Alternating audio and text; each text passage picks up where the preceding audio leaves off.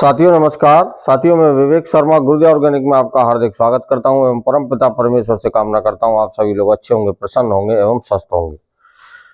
साथियों आज की वीडियो में हम एक बहुत ही महत्वपूर्ण चर्चा करने वाले हैं और सबसे बड़ी बात है कि जिस टॉपिक पर आज हम चर्चा करने वाले हैं वो टॉपिक हमारे किसानों के लिए बहुत ही महत्वपूर्ण है। आज हम चर्चा करेंगे जमीन की उपजाऊ शक्ति के बारे में। अधिकतर देखने में आता है, आप सभी लोग किसान साथी हैं, जानते हैं कि धीरे धीरे करके हमारी जो जमीन की उपजाऊ शक्ति है वो कम होती चली जा रही है। और क्योंकि हम जितना भी उसके अंदर इनपुट देते हैं, चाहे जो हमारे साथी केमिकल फर्टिलाइजर से खेती करते हैं वो हो या ऑर्गेनिक हो, लेकिन उसके हिसाब से हमारी जमीन की उपजाऊ शक्ति नहीं है, उसके हिसाब से हमको पैदावार नहीं मिल पाती है। उसका कारण सिर्फ यही है कि हमारी जमीन की जो उपजाऊ शक्ति है, जो फर्टिलिटी है जमीन की, वो धीरे धीरे कम होती चली जा रही है। और उसका मुख्य कारण हमारा फर्टिलाइजरों की जो एक्सेस डोज हम लोगों ने डाली है, जो डाल रहे हैं, माने जो यूरिया, डीएपी या अन्य तरह के जितने भी फर्टिलाइजर हैं उनकी जो हम अधिक मात्रा डालते चले जा रहे हैं, उसकी मात्रा को जो हम बढ़ाते चले जा रहे हैं, वो उसका मुख्य कारण भी है। और जिन चीजों से हमारी जमीन की उपजाऊ शक्ति बढ़नी चाहिए उन चीजों को डालना हम बंद करते जा रहे हैं। तो उसका परिणाम सिर्फ ये है कि हमारी जमीन के अंदर जो सबसे बड़ा हमारा जमीन का जो मित्र की है केचुआ, पहली बात तो वो खत्म होता चला जा रहा है।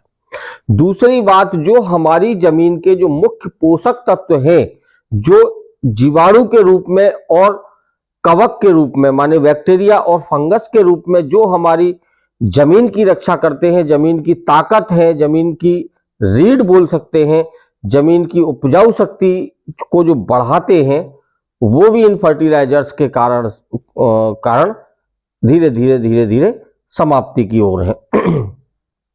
अब हम लोग अधिक पैदावार के चक्कर में ऊपर से फर्टिलाइजर तो खूब डालते हैं। आज अगर हमने 1 एकड़ में 1 बैग डाला तो हो सकता है अगले साल हम 1.5 डालें, फिर 2 डालें। इस प्रकार से फर्टिलाइजर की मात्रा को बढ़ाते चले जा रहे हैं, लेकिन जो मुख्य जड़ है उस पर हम लोग काम नहीं कर रहे हैं। आज इसी वीडियो में हम थोड़ी सी चर्चा करना चाहेंगे।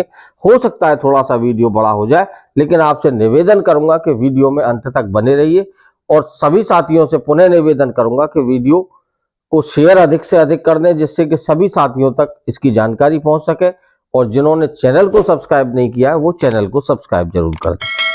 तो साथियों, जैसा कि देखने में आता है, देखिए जब भी कोई व्यक्ति या कोई भी चीज अगर कोई बीमारी लगती है तो हमको उसकी जड़ पे काम करना चाहिए।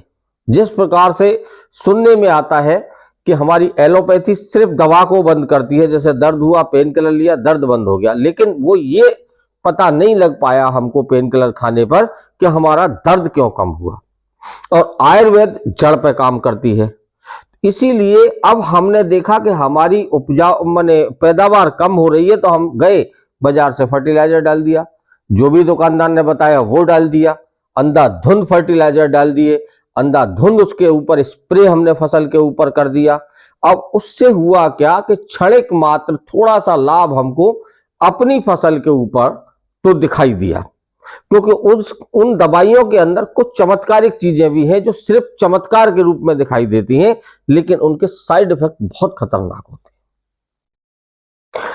अब हमको काम करना चाहिए था कि क्यों हमारी पैदावार कम हो रही है। उसका रीजन है हमारी जमीन की उपजाऊ शक्ति का कम होना।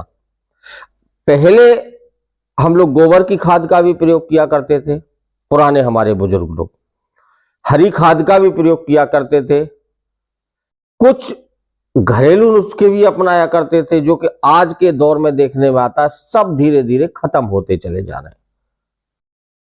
खाद बहुत ना के बराबर रह गया है जो डाला जाता है, हरी खाद भी बहुत ना के बराबर रह गया है। और उसका नतीजा यही है कि हमारी जमीन के अंदर ह्यूमस पैदा नहीं होता और जैविक कार्बन घटता चला जा रहा है।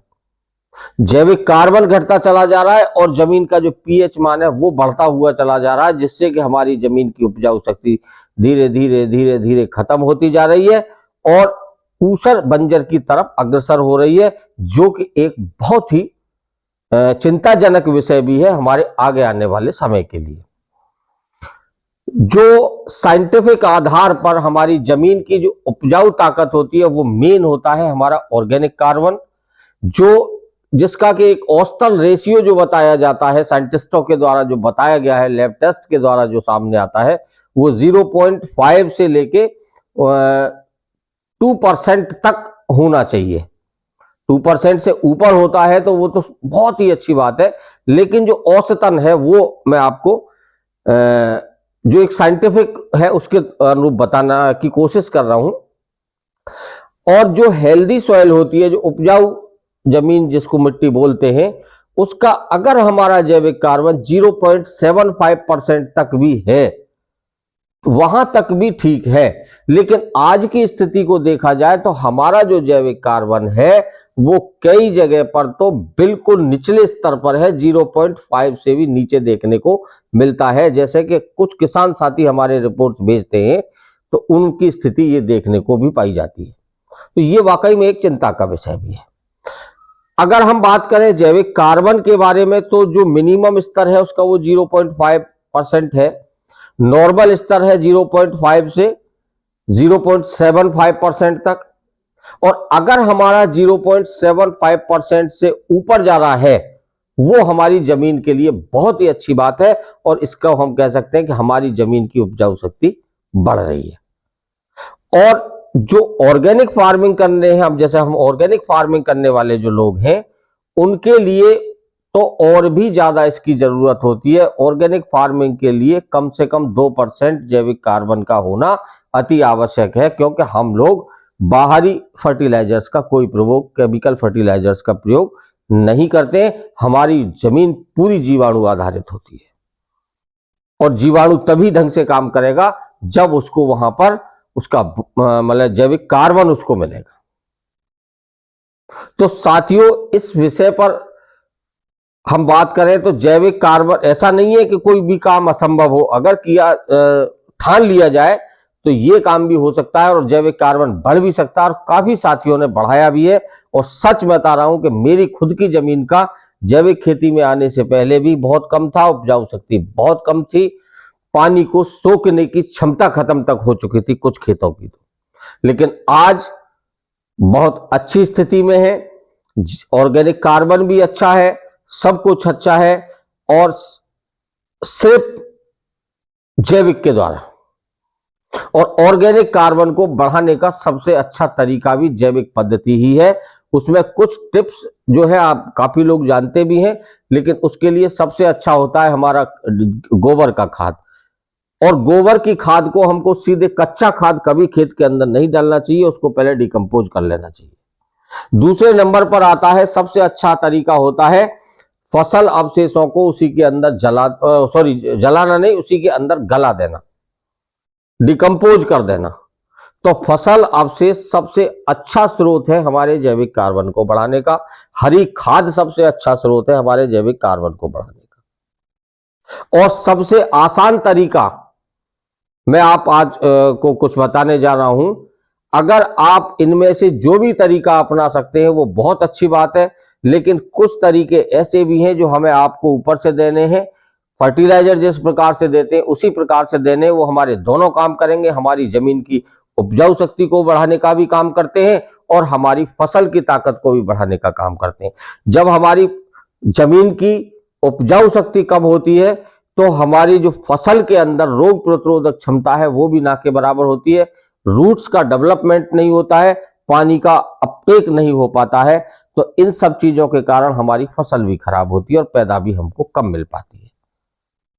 तो कुछ साधन जैविक के अंदर ऐसे भी हैं जिनको इस्तेमाल करके आप लोग अपनी जमीन का जैविक कार्बन बहुत जल्दी और आसानी से भी बढ़ा भी सकते हैं। आसानी से कहने का मतलब यह है, और जो माननीय डॉक्टर श्री कृष्ण कुमार चंद्रा जी के द्वारा जो किट तैयार की गई थी वो किट बहुत आसान तरीका है।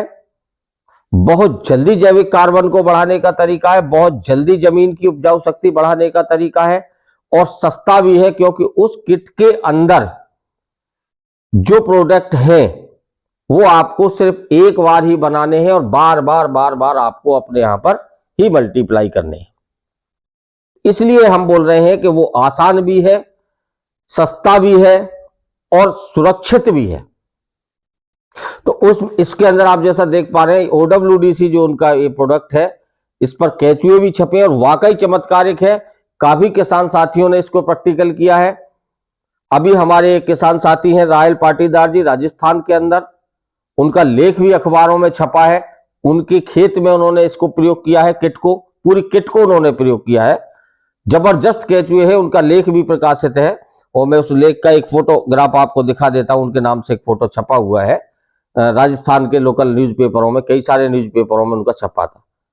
तो OWDC को प्रयोग कर सकते हैं, इससे भी आपका।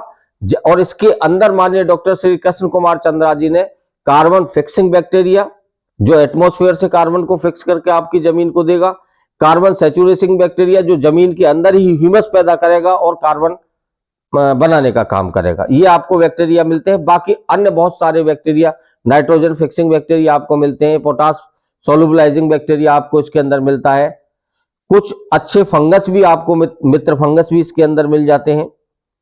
उसके बाद में दूसरा मेन जो जमीन में काम करता है, माइकोराइजा। माइकोराइजा आपको मिलता है, ये व्हाइट रूट्स को भी बढ़ाता है। व्हाइट रूट्स के साथ साथ अगर जमीन के अंदर माइकोराइजा खत्म हो जाएगा तो स्थिति क्या होगी, वो बहुत भयंकर हो जाएगी और जमीन आपकी बंजर हो जाएगी। इसका पूरा डिटेल वीडियो हम आप लोगों के लिए बहुत जल्दी लेकर के आएंगे।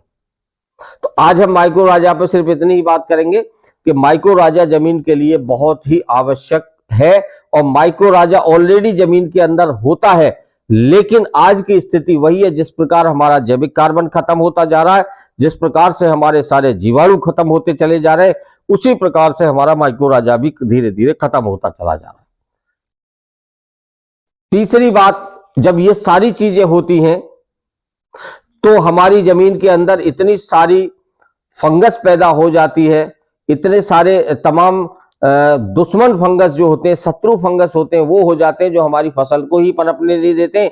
उसके लिए आप सभी लोगों का जीता जागता, पहले से सभी लोग जानते हैं, ट्राइकोडर्मा है। लेकिन बाजार में मिलने वाला ट्राइकोडर्मा हमको बार बार लेना पड़ता है, इसी तरह से वैम हमको बार बार लेना पड़ता है। और ये जो डीकेसी के ट्राइकोडर्मा और डीकेसी का जो वैम है, ये आपको सिर्फ एक ही बार लेना पड़ता है, आपको घर पे मल्टीप्लाई ही बार बार होता रहेगा। अब कुछ जो मुख्य पोषक तत्व होते हैं, नाइट्रोजन, फास्फोरस, पोटास, वहां भी बड़ी समस्या है। तो उसके लिए NPK डीकेसी जो है, ये भी माननीय डॉक्टर चंद्रा जी का मैं धन्यवाद करना चाहूंगा कि उन्होंने ये मास मल्टीप्लिकेशन में दिया है। इसको भी आप अपने घर पर बार बार ही तैयार करते रहेंगे और जमीन में चलाते रहेंगे। अब करना क्या है, आपको इन चारों मदर कल्चरों को 4 अलग अलग ड्रम में तैयार करना है। वो मदर कल्चर आपके होंगे जो हमेशा आपके लिए रहेंगे, सुरक्षित आपको रखना है। हमेशा उसी में से आप बढ़ाते रहेंगे, निकालते रहेंगे। सीधी भाषा में बोलूं तो जो दही वाला प्रोसेस है, दही में से 1 चम्मच लेते हैं, दोबारा डालते हैं, दही जम जाता है। इसी प्रकार से इसमें से थोड़ा सा लेंगे, 10 लीटर दोबारा डालेंगे, दोबारा बन जाएगा। तो ये आपका मदर कल्चर तैयार हो जाता है। उसके बाद जब आपको खेत में चलाना है तो आप इसमें से बराबर सम मात्रा में चारों को एक बड़े अलग ड्रम में मिला करके सिस्टर कल्चर तैयार कर लेंगे और उसको जमीन में पानी के साथ चलाने का काम करें। पलेवा से लेकर के फसल पकने तक जितने भी पानी लगते हैं, आप बेझिझक होकर के इस सिस्टर कल्चर को चलाते रहिएगा। फिर आप 6 महीने बाद अपनी फसल की स्थिति देखिए और आप अपनी जमीन की मिट्टी टेस्ट करा करके देखिए। इससे बढ़िया, आसान, सस्ता, सुलभ और सरल और सुरक्षित तरीका आपको शायद ही कहीं मिल पाएगा। इसलिए हम कहते हैं कि जमीन पर ध्यान दीजिए। दूसरा, साथ ही साथ OWDC जो है वो आपकी जो फसल अवशेष हैं, जब आप फसल अवशेषों को खेत में रोटावेटर या हैरो से जुताई कर देते हैं और उसके बाद पलेवा करके उसको इस कल्चर को चलाते हैं तो इसके अंदर जो OWDC आपके खेत में जाएगा वो उन अवशेषों को, फसल अवशेषों को भी डिकम्पोज करने का काम करेगा और वहां ह्यूमस पैदा करने का काम करेगा, जिससे आपका जैविक कार्बन बढ़ेगा और जीवाणुओं की संख्या बढ़ेगी। तो ये सब माननीय डॉक्टर श्री कृष्ण कुमार चंद्रा जी ने बहुत सोच समझकर इन सब चीजों को इजाद किया था। होनी को कोई टाल नहीं सकता, वो हम लोगों को चले गए, छोड़कर चले गए, लेकिन अपने पीछे ऐसी चीजें दे गए, अगर हम इनको प्रयोग करते रहेंगे, उनको याद करते रहेंगे और फायदा लेते रहेंगे। तो साथियों, आपसे पुनः निवेदन है, आप जमीन पर जरूर काम करिए, अंधाधुंध फर्टिलाइजर्स पर काम मत करिए। अंधाधुंध फर्टिलाइजर्स की तरफ ज्यादा ध्यान न दे करके जो मुख्य जड़ है उस पर आप काम करिए। चाहे आप उसमें गोबर की खाद का इस्तेमाल करके उसको सुधारिए, चाहे उसके अंदर आप हरी खाद की व्यवस्था करिए, और चाहे आप उसके अंदर फसल अवशेषों के द्वारा उसको सुधारने की कोशिश करिए, और अगर आप चाहते हैं तो आप DKC किट के माध्यम से भी उसको सुधारने का काम कर सकते हैं। साथियों, बहुत ज्यादा लंबा वीडियो नहीं बनाएंगे, अगला वीडियो हम आप लोगों को जमीन से संबंधित ही लेकर के आएंगे, बाकी डिटेल वीडियो लेकर के आएंगे। और मैं समझता हूं आप लोगों को वीडियो अच्छा अगर लगा हो तो वीडियो को अधिक से अधिक शेयर जरूर कर दीजिएगा, जिससे हमें भी पता लगे कि आप लोगों को वीडियो ये कैसा लगा। और जो भी साथी इसी प्रकार की जानकारी YouTube के माध्यम से लेना चाहते हैं, इस प्रकार की वीडियो देखना पसंद करना चाहते हैं, तो वो चैनल को सब्सक्राइब जरूर कर दें, क्योंकि हम समय समय पर हमेशा आप लोगों के लिए अच्छी अच्छी जानकारियां लेकर के आते रहेंगे, आप लोगों को सुझाव देते रहेंगे और आप लोगों के लिए हमेशा तत्पर खड़े रहेंगे। उसके लिए हमारा जो WhatsApp नंबर स्क्रीन पर दिया जा रहा है, उस पर आप अपने हमसे कोई अगर आपका सवाल है उसका जवाब ले सकते हैं, कोई सुझाव दे सकते हैं, कोई समस्या है उसका समाधान प्राप्त कर सकते हैं। और DKC के किसी भी प्रोडक्ट के बारे में, चाहे वो खरीदने से संबंधित हो या किसी भी प्रकार की आपको जानकारी चाहिए, तो उसके लिए आप इस WhatsApp नंबर का इस्तेमाल कर सकते हैं। तो साथियों, मिलते हैं एक नई वीडियो में नई जानकारी के साथ। तब तक के लिए विवेक शर्मा आपसे विदा चाहता है। जय जवान, जय किसान, जय हिंद, जय चंद्रा जी।